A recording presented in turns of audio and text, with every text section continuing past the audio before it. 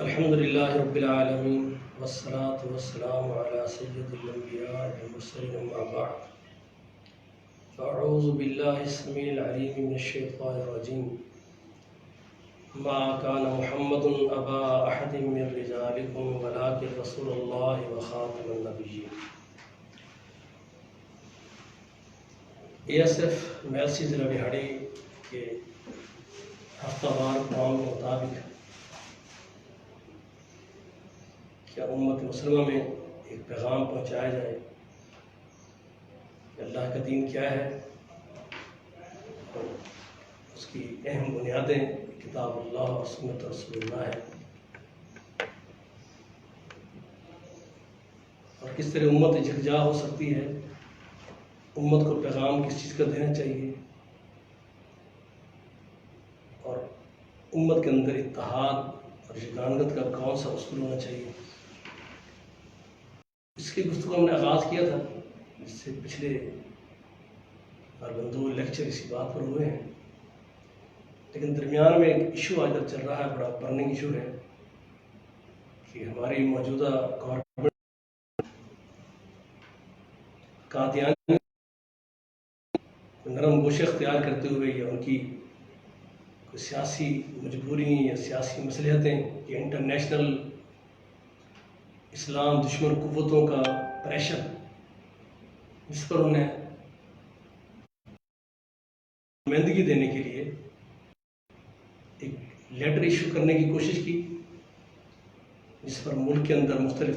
تمام مذہبی تنظیموں میں یہ ایک غصے کی لہر دوڑ گئی۔ یہاں میں ایک بات تھوڑی سی بتا دینا چاہتا ہوں۔ قرآن مقدس کی ایک آیت سورہ احزاب سے میں نے تلاوت کی ہے، جس میں اللہ تعالیٰ نے محمد کریم علیہ السلام کے بارے میں فرمایا ہے کہ میرا محمد علیہ السلام ما کان محمد ابا احد من رجالکم، آپ کی اولاد میں کوئی بیٹا، کوئی مرد جو آپ کی اولاد میں یا آپ اس کے والد ہوں، اللہ فرماتے ہیں ایسی کوئی بات نہیں، رسول اللہ صلی اللہ علیہ وسلم کا کوئی حقیقی بیٹا نہیں ہے،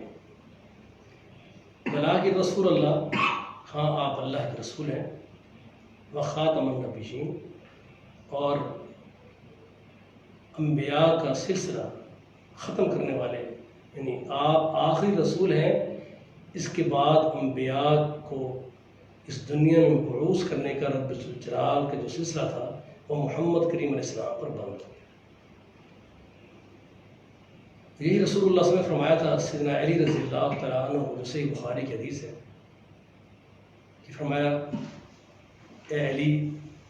تمہاری نسبت میرے ساتھ ایسی ہی ہے جیسے موسیٰ علیہ السلام کے ساتھ ہارون علیہ السلام کی تھی، لیکن یاد رکھنا کہ میرے بعد کوئی نبی نہیں ہے۔ معنی یہ تھا کہ جیسے آج غیر مسلم اپنے آپ کو احمدی کہلوانے والے اکثر یہ کہتے ہیں کہ محمد رسول اللہ صلی اللہ علیہ وسلم کے بعد مرزا غلام احمد قادیانی، دجال، کذاب، وہ کہتے ہیں کہ یہ امتی نبی ہے۔ میں نے دجال کذاب اس لیے کہا ہے کہ رسول اللہ صلی اللہ علیہ وسلم فرماتے ہیں کہ میرے بعد نبی تو کوئی نہیں ہوگا، لیکن قریب ہے کہ بڑے بڑے 30 دجال اور کذاب کھڑے ہوئے ہیں جو کہیں کہ ہم نبی ہیں، جبکہ میں اللہ کا آخری نبی ہوں۔ اس لیے رسول اللہ صلی اللہ علیہ وسلم کے الفاظ کے مطابق جو شخص بھی اپنے آپ کو نبوت کے مقام پر فائز کرنے کا دھوکہ کھائے گا اور کوشش کرے گا، تو رسول اللہ صلی اللہ علیہ وسلم نے اپنی امت کو جو بتایا ہے کہ وہ کذاب ہوں گے اور دجال ہوں گے۔ تو یہ کذاب اور دجال یہ دعویٰ کرتے ہیں کہ نبی صلی اللہ علیہ وسلم چونکہ صاحب شریعت نبی ہیں، اس لیے رسول صاحب شریعت نبی کو کہتے ہیں، وہ اب کوئی نہیں آئے گا۔ ان کا موقف یہ ہے کہ وہ صاحب شریعت محمد رسول اللہ صلی اللہ علیہ وسلم ہیں، آپ کے بعد اب کوئی صاحب شریعت رسول نہیں، نبی نہیں آتا ہے۔ ہاں اسی شریعت کے ماتحت رہ کر کوئی نبی آ سکتا ہے۔ یہ ایک ان کا بہت بڑا دھوکہ ہے کہ وہ کہتے ہیں کہ محمد رسول اللہ صلی اللہ علیہ وسلم کے پاس جو شریعت ہے اب اس طرح صاحب کتاب صاحب شریعت کوئی نبی نہیں آئے گا، یہ معنی ہے خاتم النبیین کا، اور یہ بالکل غلط بات ہے، جھوٹ ہے یہ۔ جو حدیث میں نے صحیح بخاری کی پڑھی ہے اس میں رسول اللہ صلی اللہ علیہ وسلم کی بات نے اس بات کو بھی ختم کر دیا۔ موسیٰ علیہ السلام صاحب تورات صاحب شریعت نبی تھے، اور ہارون علیہ السلام موسیٰ علیہ السلام کی شریعت کے تابع نبی تھے، ان کی کوئی علیحدہ شریعت نہیں تھی، وہ صاحب شریعت نہیں تھے، بلکہ موسیٰ علیہ السلام کی لائی ہوئی شریعت کے ماتحت نبی تھے، اللہ کے پیغمبر تھے، لیکن صاحب شریعت موسیٰ علیہ السلام کی نبوت کے ماتحت تھے، یعنی ان کی شریعت کے ماتحت تھے، اور ہارون علیہ السلام بھی اللہ کے نبی تھے۔ نبی علیہ السلام نے سے فرمایا کہ دو رشتے تھے موسیٰ علیہ السلام کے اور ہارون علیہ السلام، ایک رشتہ تھا بھائی والا اور ایک رشتہ تھا بطور نبی موسیٰ علیہ السلام کی شریعت کی تشریح کرنے والے، اس شریعت کو لے کے آگے مزید پیغام دینے والے۔ تو نبی صلی اللہ علیہ وسلم نے اس بات کو فرمایا کہ علی تیرا میرے ساتھ وہی تعلق ہے جو ہارون علیہ السلام کا موسیٰ علیہ السلام کے ساتھ تھا، اپنے بھائی بھی تھے، اور آپ کی عدم موجودگی میں موسیٰ علیہ السلام کی عدم موجودگی میں قوم کی دینی ذمہ داریاں بھی سنبھالتے تھے۔ لیکن فرمایا یہ یاد رکھنا کہ میرے بعد نبی کوئی نہیں، یعنی موسیٰ علیہ السلام کو جو دوسرا تعلق تھا کہ ہارون اور موسیٰ دونوں اللہ کے نبی تھے، بھائی بھی تھے، نبی بھی تھے، تو فرمایا کہ تیرا میرے ساتھ ایک نسبت تو ضرور ہے جو موسیٰ علیہ السلام اور ہارون علیہ السلام کی تھی، اور یہ نسبت جو ہارون علیہ السلام کی دوسری نسبت تھی کہ وہ بھی نبی تھے، یہ ذہن میں رہے کہ اے علی میرے بعد نبی کوئی نہیں ہے۔ اس سے معلوم یہ ہوا کہ اسے ہارون علیہ السلام اللہ کے نبی تھے لیکن صاحب شریعت نہیں تھے، تو اس کا بھی رد رسول اللہ صلی اللہ علیہ وسلم نے کر دیا کہ علی جیسے ہارون علیہ السلام اللہ کے نبی تھے لیکن میرے بعد نبی کوئی نہیں، تو وہ نسبت نبی والی باقی نہیں رہی۔ اس کا معنی یہ ہوا کہ نبی صلی اللہ علیہ وسلم نے یہ پورا سلسلہ، نہ کوئی اللہ کے پیغمبر کے بعد صاحب شریعت نبی آ سکتا ہے اور نہ ہی کوئی تابع شریعت نبی آ سکتا ہے، کیونکہ نبی اب آنے ہی کوئی نہیں ہے۔ رسول اللہ صلی اللہ علیہ وسلم نے اس کی شدید قرآن نے بھی اور حدیث نے رد کر دی۔ اس پر بر صغیر خصوصاً پاکستان میں تمام مذہبی تنظیموں کے ذمہ داران قائدین اپنے اپنی بساط کے مطابق ختم نبوت کے اس تخت کا دفاع کرتے ہوئے اپنی کاوشیں اور اپنی کوششیں کی، اور پھر وقت اللہ کی توفیق سے آیا کہ سابق وزیر اعظم ذوالفقار علی بھٹو ان کے ساتھ بیٹھ کر اسمبلی کے اندر باقاعدہ آئین اور قانون، پاکستان کا دستور، اس کے مطابق تمام تر گفتگو علماء کی موجودگی میں مرزائیوں کو پورا ٹائم دیا گیا، اسمبلی میں ان کی باتیں سنی گئیں، اور دوسرے سے دوسرے علماء نے ان کی گفتگو کا کھل کر رد کیا اور ثابت کر دیا کہ محمد رسول اللہ صلی اللہ علیہ وسلم کی نبوت کے مد مقابل یہ اپنا مرزا غلام احمد قادیانی کو بطور نبی جو انہوں نے خود بھی تسلیم کیا، لہٰذا